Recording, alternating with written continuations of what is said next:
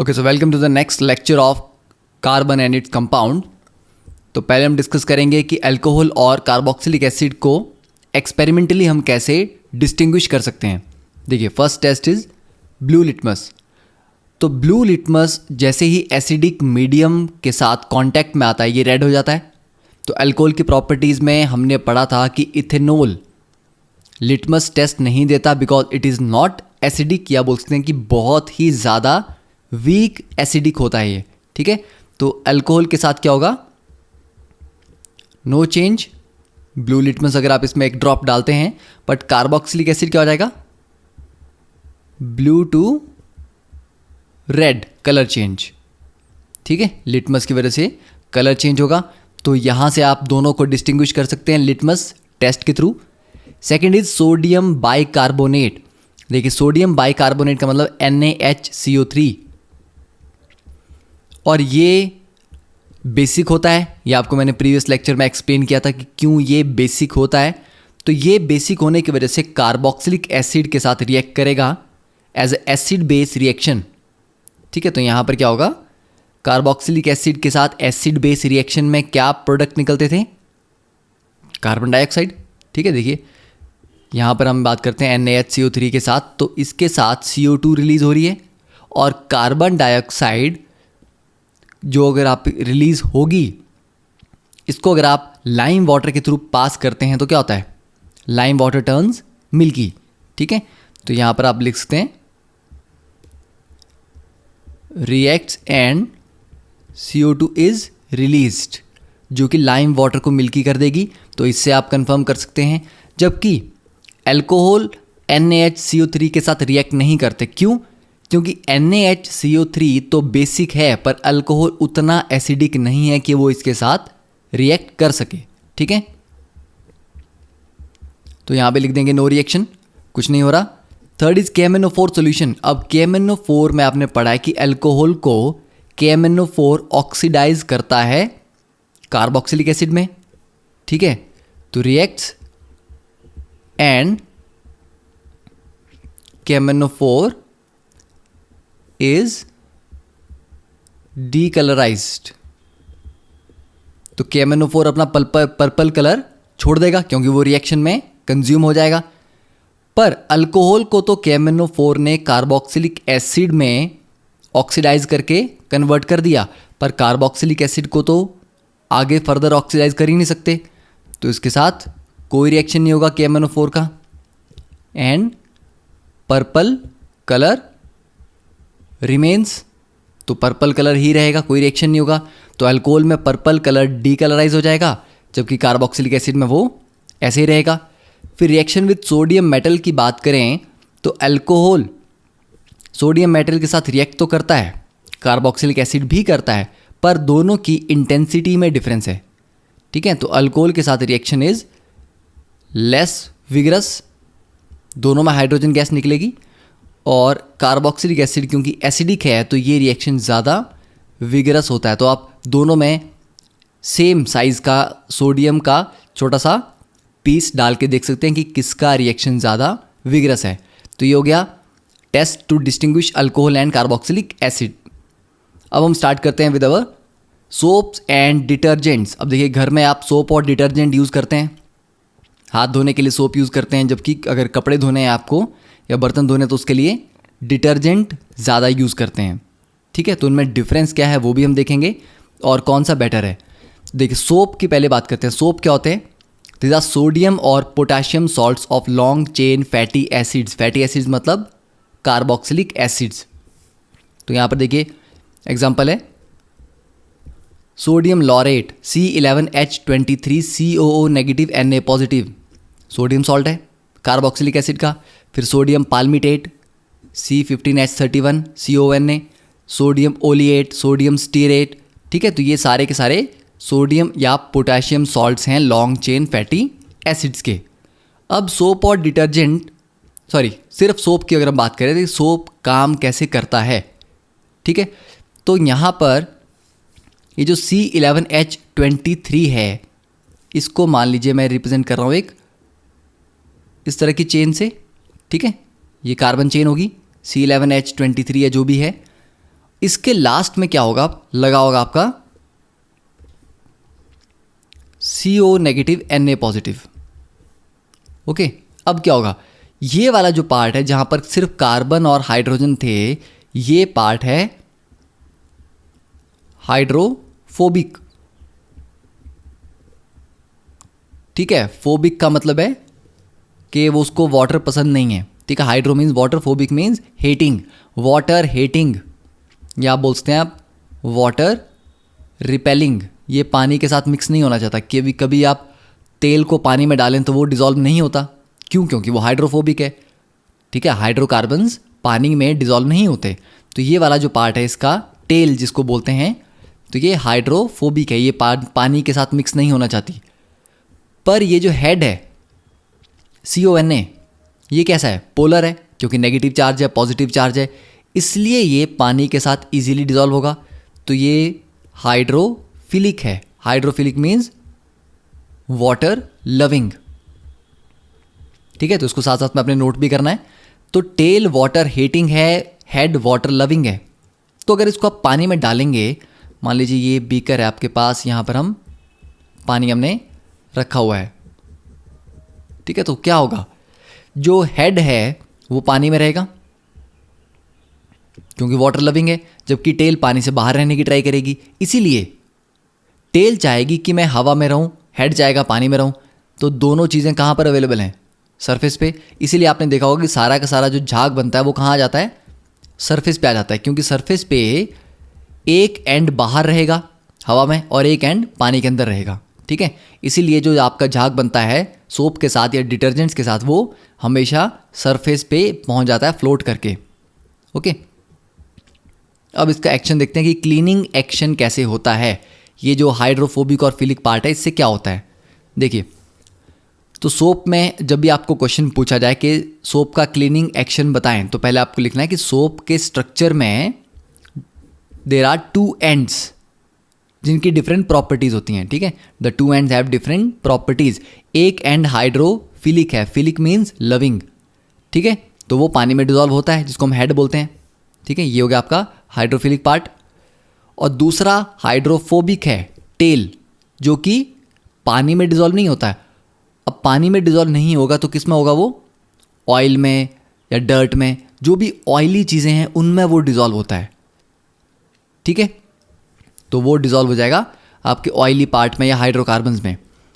अब जब soap is at the surface of water, तो हाइड्रोफोबिक टेल कहाँ रहेगी, बाहर की तरफ रहेगी, और हेड अंदर की तरफ रहेगा। ये हमने लिख दिया यहाँ पे। अब ये आपके पास सैंपल है, मान लीजिए कपड़े के ऊपर ये एक दाग लगा हुआ है। ठीक है, ये दाग किसी चीज़ का, ग्रीस का दाग है या ऑयल का दाग है। अब ये जो आपके सोप के मॉलिक्यूल्स हैं, ठीक है, यहाँ पे, तो ये सोप के मॉलिक्यूल्स क्या कर रहे हैं, एक इनका हाइड्रोफिलिक एंड है जो पानी में डिजॉल्व होगा, दूसरा हाइड्रोफोबिक एंड, फोबिक वाला जो पार्ट है ये इस स्टेन के साथ, ये जो ग्रीस का या ऑयल का दाग लगा हुआ है, इसके साथ अट्रैक्ट होंगे। ठीक है, तो ठीक है, सभी तरफ से ये वाला जो ये जो मॉलिक्यूल है लिया हमने, इसका जो वाइट वाला पार्ट है ये कैसा है, हाइड्रोफोबिक। तो ये अट्रैक्ट हो रहा है इस ग्रीस के स्टेन के साथ। तो वैसे क्या करेगा, अट्रैक्ट होते होते होते ये इसको सरफेस से बाहर खींचने की ट्राई करेगा, और धीरे धीरे धीरे ये सारे इसको ऑयल का जो ड्रॉप है या ग्रीस का जो ड्रॉप है बाहर निकालता जाएगा और इसके चारों तरफ अटैच हो जाएगा। ठीक है, तो फाइनली क्या होगा, इस तरह का आपका एक स्ट्रक्चर बनेगा। ये जो यहाँ पर स्ट्रक्चर ड्रॉ किया हुआ है, इसमें क्या है, जो आपके हेड हैं, हेड बाहर है, टेल्स अंदर हैं, और अंदर इसके बीच में क्या है, यहाँ पर है ग्रीस का मॉलिक्यूल या आपका जो डर्ट का पार्ट है। ठीक है, तो डर्ट को किसने घेर लिया चारों तरफ से, सोप के मॉलिक्यूल्स ने। ये जो स्ट्रक्चर है, this is called a micelle. ठीक है, मिसाइल नहीं बोलना, इट इज अ मिसेल। तो मिसेल फॉर्मेशन होती है। अब मिसेल फॉर्मेशन जैसे एक छोटा सा ऑयल का पार्टिकल एक मिसेल ने निकाल दिया, ऐसा ही एक और किसी और ने निकाल दिया। ठीक है, तो फाइनली सभी ने मिसेल्स बना बना के ऑयल को या ग्रीस के इसको बाहर निकाल दिया यहाँ से। अब क्या होगा, दूसरी बात सबसे इंपॉर्टेंट क्या है कि ये वापस जो रिमूव किया आपने ग्रीस, ये वापस क्यों कपड़े पे नहीं जा सकती? क्योंकि इसको यहाँ से बाहर निकलना मुश्किल है, ठीक है। और सेकेंडली मान लीजिए कि दो मिसल्स बन जाते हैं, ठीक है, यहाँ बीच में चारों तरफ से इस तरह से कर करके हम बना देते हैं। मान लीजिए ये और ये हमने हेड लगा दिए सभी के ऊपर,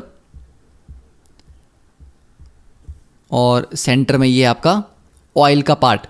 ऐसी एक मिसल बनी और ऐसी एक और दूसरी मिसल भी बनी। वो दोनों आपस में क्यों कंबाइन नहीं कर पाएंगे? क्योंकि ये जो हेड है, हेड पे कैसा चार्ज है? Negative charge. तो ये एक मिसल के हेड और दूसरे मिसल के हेड आपस में नेगेटिव नेगेटिव रिपेल करेंगे, तो दो मिसल्स भी आपस में कंबाइन नहीं हो पाएंगी, ठीक है। और ये ऑयल वाला जो मॉलिक्यूल है या जो पार्ट है वो सेंटर में है, वो सेंटर से बाहर नहीं निकल सकता, ठीक है। उसके चारों तरफ क्लस्टर बन गया है सोप मॉलिक्यूल्स का। तो इस तरह से ग्रीस को निकाल दिया जाता है एक सरफेस से और उसको पकड़ के रखा जाता है, और धीरे धीरे ये सारा सारा कहाँ आ जाएगा? ये जो झाग है ये धीरे धीरे ऊपर आ जाएगा सरफेस पे, और वहाँ से आप इसको निकाल सकते हैं। ओके, तो अगर इसको स्टेप बाय स्टेप हम गाइड देखें इसकी कि कंप्लीटली स्टेप बाय स्टेप क्या होता है क्लीनिंग एक्शन में, ठीक है, तो हम क्या लिखेंगे?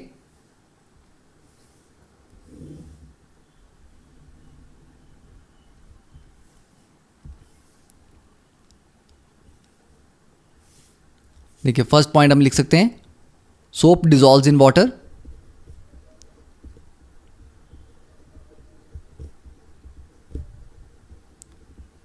And lowers the surface tension of water.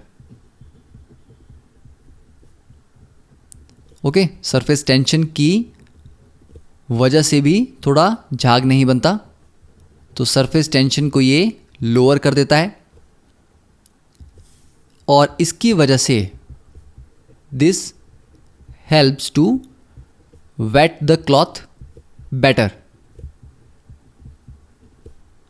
कि मतलब पानी ज़रूरी नहीं है कि कपड़े के साथ टच होगा तो उसको गीला कर ही देगा, ठीक है। आपने कभी भी देखा होगा कि आप अगर सिर्फ पानी का एक मग लेके कपड़ों पे डालना स्टार्ट करें तो वो गिरता तो है पर हमेशा उसको गीला नहीं करता, मतलब उसमें एब्जॉर्ब जो कपड़ा है उस पानी को एब्जॉर्ब नहीं करता इमीडिएटली। वो क्यों नहीं होता? सरफेस टेंशन होती है पानी में। तो पानी की सरफेस टेंशन को कम करने के लिए सोप डालते हैं। अब अगर सोप वाला सॉल्यूशन आप कपड़ों पे डालते हैं वो इमीडिएटली कपड़े को गीला कर देगा, ठीक है। तो ये पहला पॉइंट बहुत ज़रूरी है कि सरफेस टेंशन को लोअर करते हैं सोप। सेकंड, जो हाइड्रोफोबिक पार्ट है, हाइड्रोफोबिक पार्ट डिजॉल्व्स इन डर्ट या ग्रीस, जो भी आपका डर्ट लगी है या ग्रीस है जो नॉर्मली नहीं निकलेगी पानी से, उसके लिए आप सोप यूज़ कर रहे हो। और जो हाइड्रोफिलिक है ये डिजॉल्व करता है पानी में।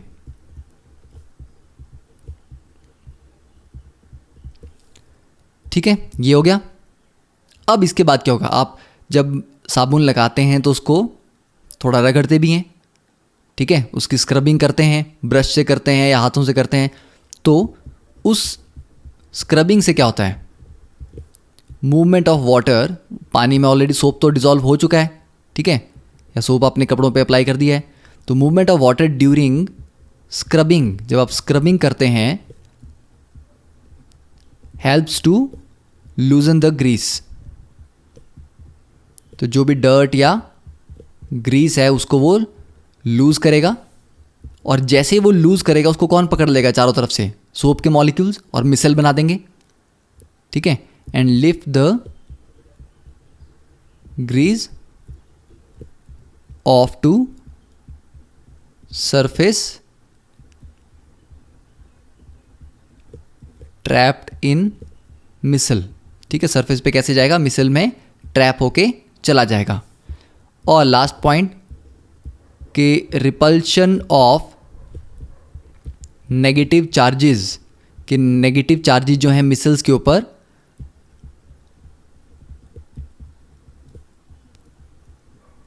Break the grease into small droplets. ठीक है, ग्रीस को स्मॉल स्मॉल ड्रॉपलेट्स में तोड़ के वो अलग अलग मिसल्स में उनको ट्रैप कर देंगे और मिसल्स आपस में कांटेक्ट में नहीं आ पाएंगी क्योंकि सबके ऊपर नेगेटिव चार्ज है, वो एक दूसरे को रिपेल करेंगे। तो ये हो गया क्लीनिंग एक्शन ऑफ सोप। ठीक है, तो ये पॉइंट आप लिख सकते हैं और डिटेल में आपको हमेशा ये लिखना है, ये पार्ट आपको ड्रॉ करना है कि सोप मॉलिक्यूल है, हाइड्रोफोबिक एंड है, हाइड्रोफिलिक एंड है, और उसके बाद धीरे धीरे ये स्टेप बाय स्टेप सारे डायग्राम आपको यहाँ पर ड्रॉ करने हैं। ठीक है, तो ये हो गया सोप के बारे में। अब सेकेंडली आपने देखा होगा कि हमेशा पानी के साथ झाग बनाना उतना आसान नहीं होता। किसी किसी पानी के साथ झाग इजीली बनता है, किसी के साथ नहीं बनता। तो क्या होता है जब हम सोप को हार्ड वाटर से के साथ यूज़ करते हैं, सॉफ्ट वाटर के साथ यूज़ करते हैं। ठीक है, तो इसके लिए पहले आपको ये पता होना चाहिए कि हार्ड वाटर होता क्या है। देखिए, हार्ड वाटर क्या है? It contains bicarbonates,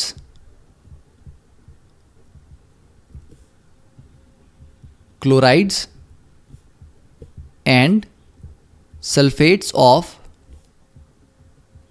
calcium and magnesium. तो हार्ड वाटर में कैल्शियम और मैग्नीशियम के बाइकार्बोनेट्स हो सकते हैं, क्लोराइड्स हो सकते हैं, सल्फेट्स हो सकते हैं। तो इनके बेस पे हम बात करते हैं कि एक परमानेंट हार्डनेस होती है जो बॉयल करने से भी नहीं जाती, और एक टेम्परेरी हार्डनेस होती है जो बॉयल करने से चली जाती है।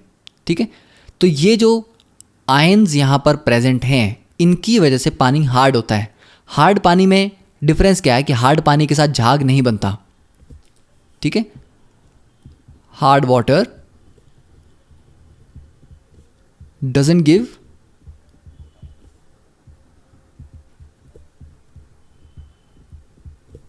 लेदर विद सोप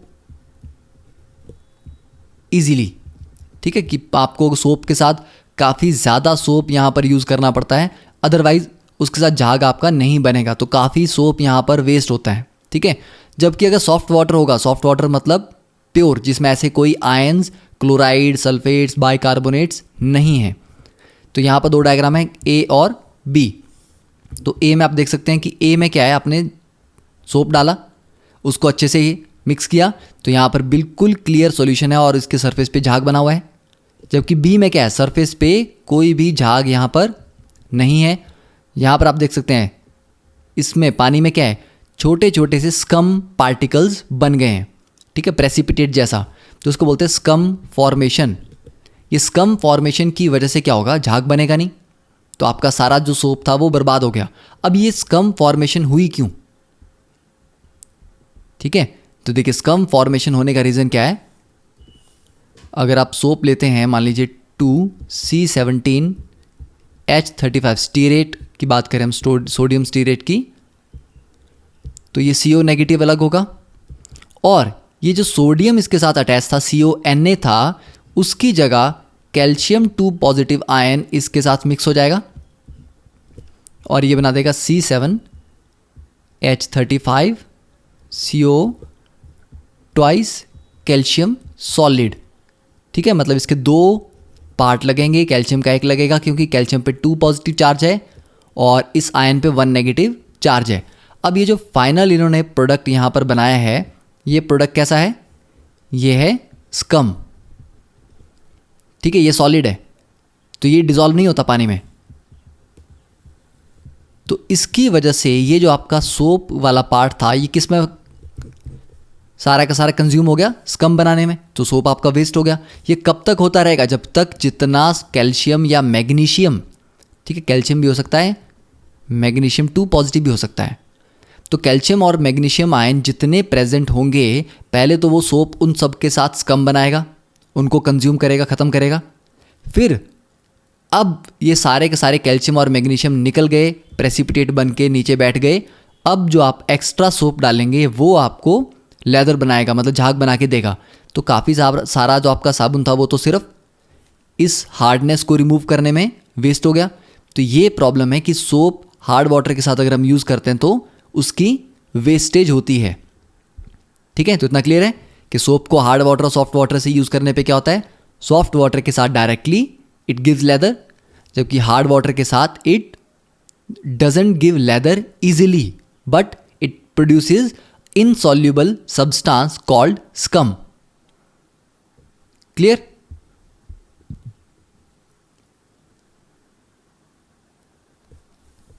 तो इस पार्ट को, स्कम को, इसकी नेमिंग करनी हो तो this is called calcium stearate. ठीक है, क्योंकि ये जो हमने लिया था ये सोडियम स्टीरेट था, तो सोडियम को डिस्प्लेस करके कैल्शियम उसकी जगह लग गया. तो ये था कि हार्ड वाटर और सॉफ्ट वाटर के साथ सोप क्या करते हैं. अब पॉइंट ये है कि हम कपड़े किससे धोते हैं? साबुन से धोते हैं. कभी आपने देखा होगा कि लक्स के साथ आप घर में कपड़े धो रहे हैं या डिटॉल के साबुन के साथ आप कपड़े धो रहे हो, नहीं होता. ठीक है, आप कपड़े धोने के लिए क्या यूज़ करते हो? Detergents, synthetic detergent.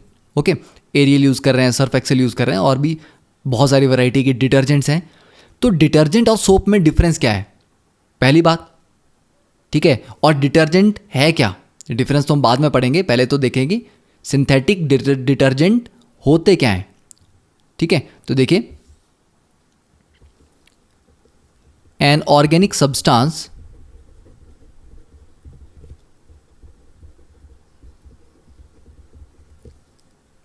that is used for cleansing purpose. ठीक है, साथ में आपने लिखना भी है, that is used for cleansing purpose is called synthetic detergent.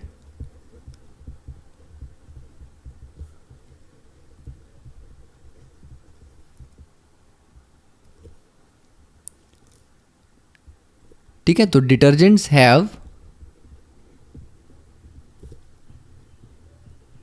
Water soluble and oil soluble parts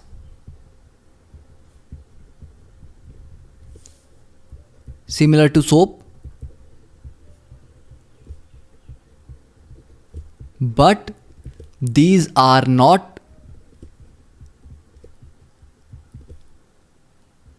salts of long chain fatty acids. मतलब होता बिल्कुल वैसा ही है कि एक हाइड्रोफिलिक पार्ट होगा, हाइड्रोफोबिक पार्ट होगा, बट वो फैटी एसिड्स के सॉल्ट नहीं होते.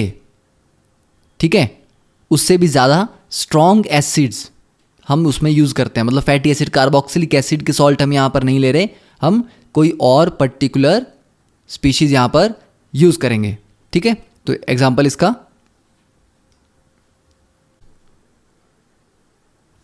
तो यहाँ पर हम बोल सकते हैं कि इनमें डिफरेंस देखने से पता लग रहा है कि यहाँ पर देखिए सल्फेट है, यहाँ पर बेंजीन सल्फोनिक एसिड है. ठीक है, तो डिटर्जेंट्स आर सॉल्ट्स ऑफ,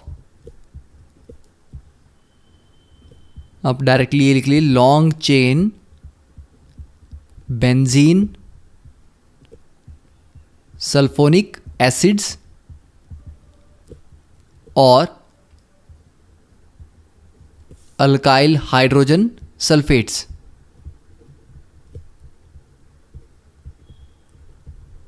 ठीक है, तो यहां पर सल्फेट है, यहां पर सल्फोनिक एसिड का पार्ट है, तो ये फैटी एसिड्स के सॉल्ट नहीं है, तो यहां पर ये डिफरेंट हो जाते हैं.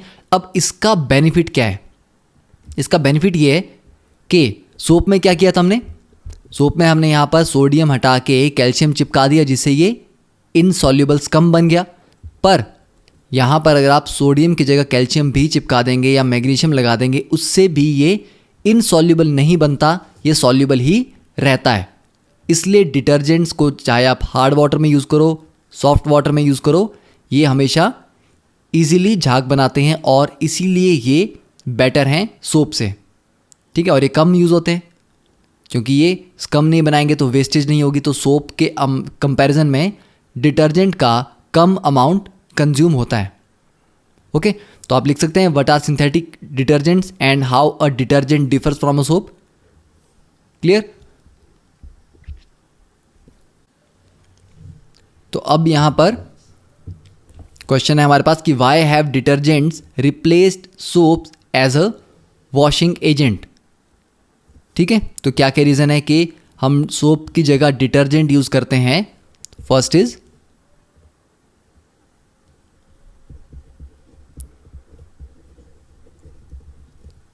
डिटर्जेंट्स आर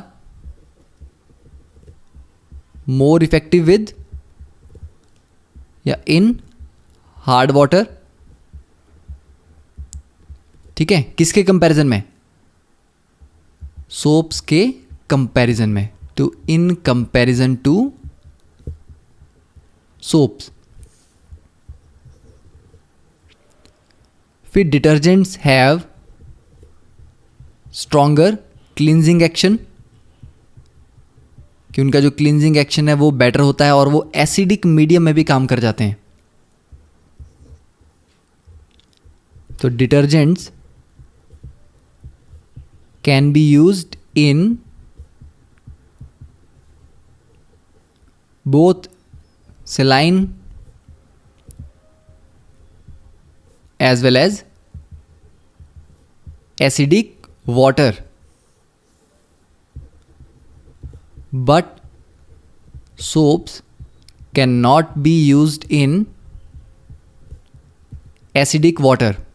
तो सोप को एसिडिक वाटर में हम यूज़ नहीं कर सकते, जबकि डिटर्जेंट्स को यूज़ कर सकते हैं, क्योंकि डिटर्जेंट्स सल्फोनिक एसिड्स के सॉल्ट हैं। सल्फोनिक एसिड कार्बोक्सिलिक एसिड से ज़्यादा स्ट्रॉन्ग एसिड होते हैं, ठीक है। अब उससे क्या डिफरेंस आएगा इसको अभी हमने नहीं समझना है। अभी हमने यही चीज़ देखनी है कि डिटर्जेंट को चाहे आप एसिडिक हो पानी उसके साथ भी यूज़ करेंगे तब भी चलेगा, थोड़ा बेसिक होगा तब भी चलेगा, पर सोप को आप एसिडिक वाटर के साथ यूज़ नहीं कर सकते। और फोर्थ पॉइंट कि detergents dissolve faster than soap.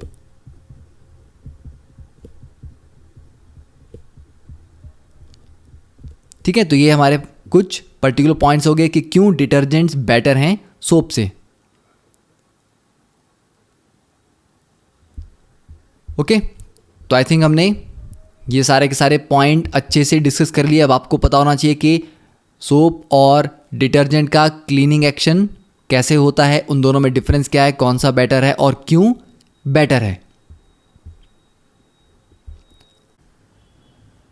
And last is the point on the biodegradability कि सोप्स जो हैं वो किससे बनते हैं, वो बनते हैं बेसिकली वेजिटेबल ऑयल से। जो ईटेबल ऑयल्स हैं उनके प्रोसेसिंग से फाइनली सोप बनाए जाते हैं। तो सोप आर बायोडिग्रेडेबल, मतलब इनको बैक्टीरिया छोटे छोटे पार्ट्स में ब्रेक डाउन कर सकते हैं। तो धीरे धीरे सोप, अगर आप कहीं पर सोप वाटर रखते भी हैं, ठीक है, तो वो एनवायरनमेंट को डैमेज नहीं करता, वो धीरे धीरे डिग्रेड हो जाता है। तो ये अगर पानी में आप डाल भी देते हैं सोप, तो वो पानी को पॉल्यूट नहीं करेगा, क्योंकि पानी में जो प्रेजेंट कुछ बैक्टीरिया हैं वो उसको ब्रेक डाउन कर देंगे। जबकि most of the detergents are not biodegradable. Most क्यों? क्योंकि detergents are made from petrochemicals, तो ये बायोडिग्रेडेबल नहीं होते। और इनको अगर आप वाटर बॉडीज़ में डाल दो, कि अगर आप किसी तालाब में जाके डिटर्जेंट से कपड़े धोने लग जाओ, तो उससे क्या होगा, वो डिटर्जेंट जो वहाँ के पानी में चला जाएगा वो डिग्रेड नहीं होगा और वो वाटर बॉडी को पॉल्यूट करेगा। तो ये बहुत ज़रूरी है कि कभी भी तालाबों के किनारे या ऐसी जगह जहाँ पर वाटर सोर्स हैं, ठीक है, जिसको लोग पीने के लिए यूज़ करते हैं या और चीज़ों पर्पज़ के लिए यूज़ करते हैं, वहाँ पर कपड़े नहीं धोने होते, क्योंकि डिटर्जेंट्स आर नॉट बायोडिग्रेडेबल। ठीक है, कुछ हो सकते हैं but generally most of the detergents are not. ठीक है, तो ये याद रखना है कि synthetic detergents are made from petrochemicals while soaps are made from vegetable oils, जिनकी सपोनिफिकेशन की जाती है। और जो सोडियम कार्बोनेट हमने पढ़ा था Na2CO3, इसका अगर हम हाइड्रेट लें, डेका हाइड्रेट Na2CO3.10H2O, जिसको वॉशिंग सोडा बोलते हैं, ये एक चीप डिटर्जेंट की तरह भी काम करता है। So that is all about this chapter. In the next lecture we will discuss the NCERT exercise और उसके सॉल्यूशंस। Okay, so thank you, have a nice day.